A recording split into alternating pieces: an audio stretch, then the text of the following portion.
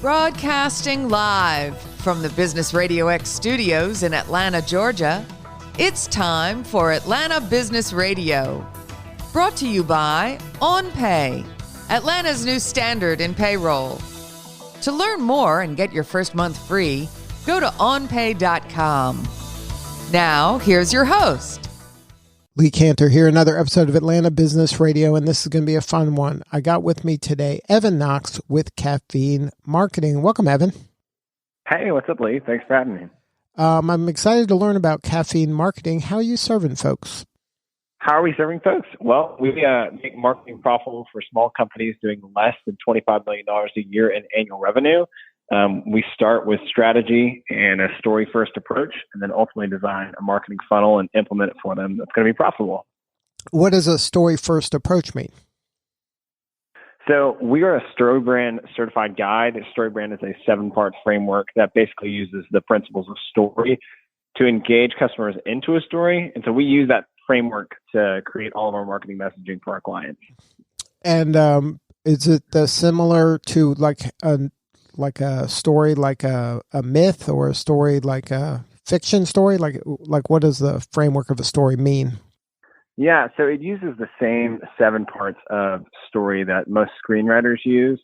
And ultimately that begins with the hero. So defining who is the hero of the story. And most companies actually make themselves the hero of their marketing, but we believe that we should actually play the guide in this scenario. So you define the hero who's actually your customer or your client, and you define what they want. And then secondly, we define what's the problem they're encountering. So like every good story, the problem is the thing that really sets the hook and actually gets you involved. So think of Jason Bourne, if he's trying to find, life is all good and well for him, and then all of a sudden a bullet goes through the window, or bad guys come rushing in the door. That's the problem.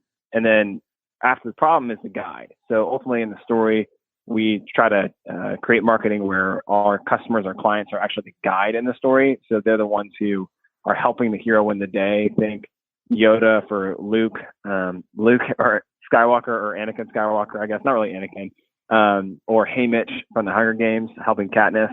The guide is the one who's already been there, and that's how we try to position our clients. And fast forwarding a little bit, you're basically also painting a picture of success and failure. So showing them what's at stake if they don't do business with you, and then also showing them what life looks like on the other side of working with you. Now, how did you get into marketing as a profession? What got you here, and then why did you choose StoryBrand to partner with?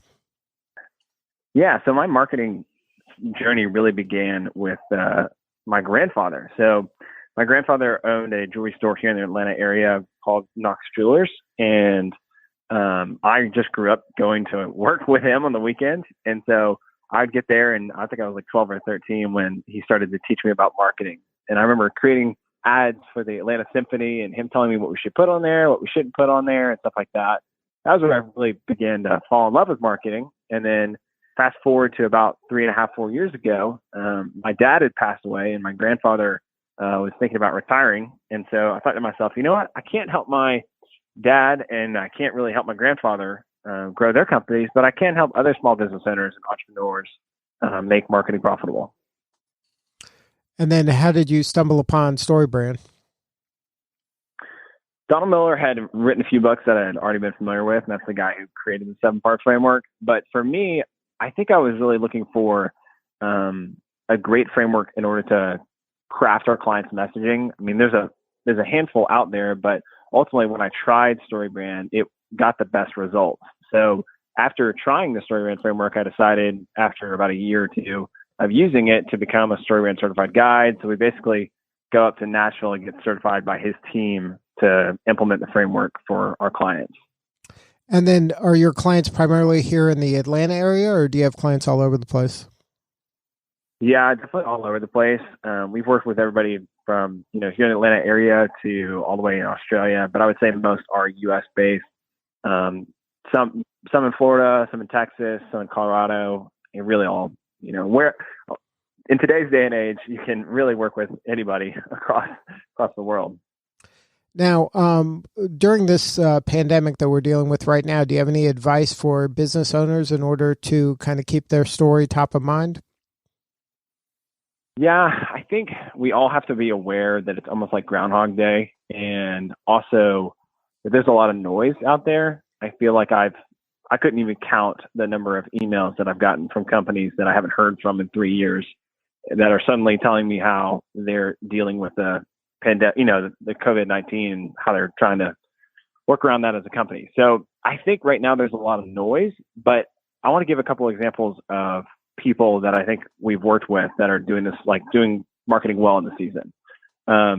One comes to mind is a jewelry company that this season is hard for them because they are primarily a physical retail store. And so instead of going, oh my gosh, this is the worst, don't know what we're going to do here, they decided, hey, you know what, this might be a good time for us to actually invest in our marketing, not necessarily the actual direct conversion necessarily, so not running ads, but actually redoing their entire messaging framework and their website. And they're doing that because they have cash on hand and they have margin to do that. I've got other companies. One I'm a partner with is a fly fishing guide business here in the Georgia area. It's called Bum and Fly Fishing. And for us, it makes sense to turn off Facebook ads because right now we're not booking any trips because of the shelter in place. However, we can actually help our guides, so the guides that we have that guide trips for us or whatever, we can have them actually write blog content, which is going to set us up for success in the future. So it doesn't make sense for either of those necessarily in this moment in time to actually spend money on advertising, but there's other marketing activities that we can do. And then the third one is another business I'm a partner in, is basically a window film company. So, we sell window films that go on residential and commercial windows that could be shade, decorative, whichever. And right now we're getting a incredibly high return on investment for two reasons. One, because people are actually at their house and they're noticing their windows and want to change it up. And then the other one is that there are a lot of people who are not spending money on Facebook ads right now. So they're exceptionally cheap. The cost per impression is much lower right now because a lot of businesses, it doesn't make sense for them to advertise. So for them, or for really us, it's an awesome time to spend even more money on Facebook ads. Now, when you're dealing with clients, are you seeing some kind of common mistakes that smaller businesses make that you're like, oh, here we go again? This is just like, why do they do this? Yeah. Entrepreneurs and business owners are famous for just throwing things at the wall and hoping something will stick. And aside from just trying to, like I said before, be the hero of their own marketing and talk about how awesome they are, I think the first mistake that most make is basically playing the hero of their own story. We really need to position ourselves as the guide in order for people to see us as somebody that they want to do business with. But the second thing is measuring conversions. And so, like I said, a lot of people just throw stuff on the wall and hope something sticks. They hear, oh, Facebook ads are great right now, or YouTube or billboards or whatever it may be. They hear something that they're hoping is like a hot stock tip as far as advertising goes.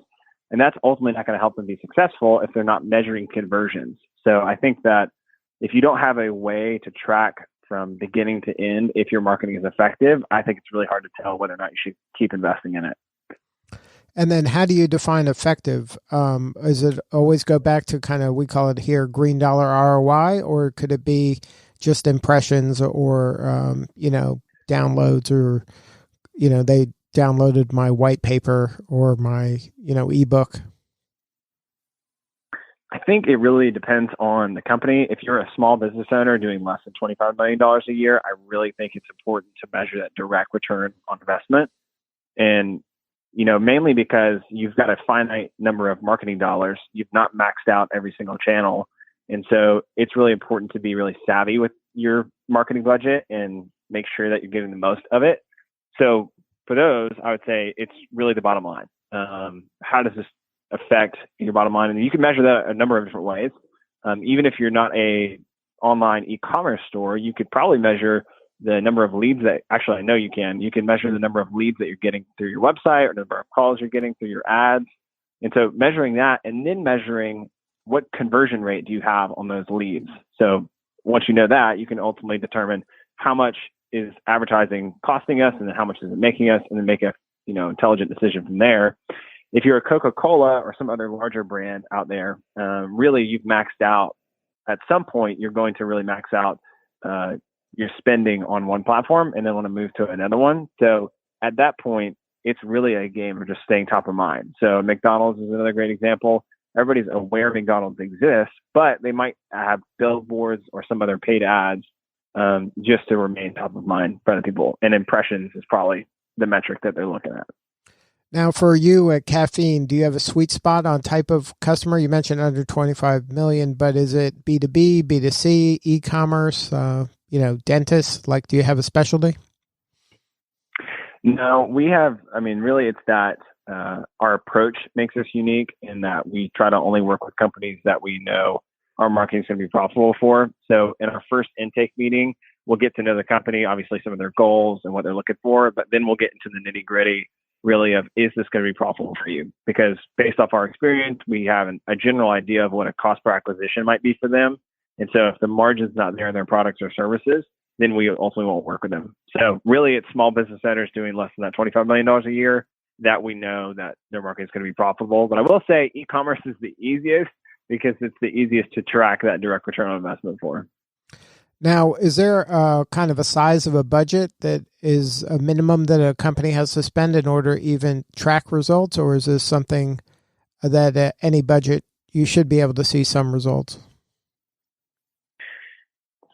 I would say if you're doing Facebook ads and let's go backwards. So the things that we're looking for is the margin that you have in your products or services. And if you don't know that exactly, an easy way to calculate that is to do your top line revenue minus all of your expenses, so your net, and then divide your net by the number of customers that you have. That will give you a really, really rough idea of how much you can afford as far as a cost per acquisition goes. And so once you know that metric, you can ultimately then decide how much you want to spend on advertising as a minimum. I would suggest spending per month, at least to trial whatever marketing projects you're doing, is spending 10 times whatever you can afford as a cost per acquisition. So let's say you can afford $1,000, like we said, in margin per customer. So spending 10 times that, because that's going to give you some data to understand whether or not it's profitable for you. And then as far as how small can you get, really you can spend $1 a day. Some campaigns we're doing as little as $10 a day as far as retargeting campaigns go. And we're seeing like a 35 times return on ad spend for those. So now, for you, how quickly does it take for a customer to see results? The great thing about doing all of this digitally is that often it can be within the first week, especially if they have an existing business that's already profitable, they're already making money. It's really easy to directly track that and see that return on investment within a week or two, really. Some companies, for example, one that I was just talking with today is a client of ours. They are really successful on Amazon and Wayfair, and they also like white label some of their products for Target and stuff like that. But they didn't have their own brand. And so while they might be a multi-million-dollar company, they didn't actually have a B2C version of their company. And so we helped them come along and create that. And so we took their old outdated website, refreshed it, been working with them. And that process has taken about a month and a half, 2 months.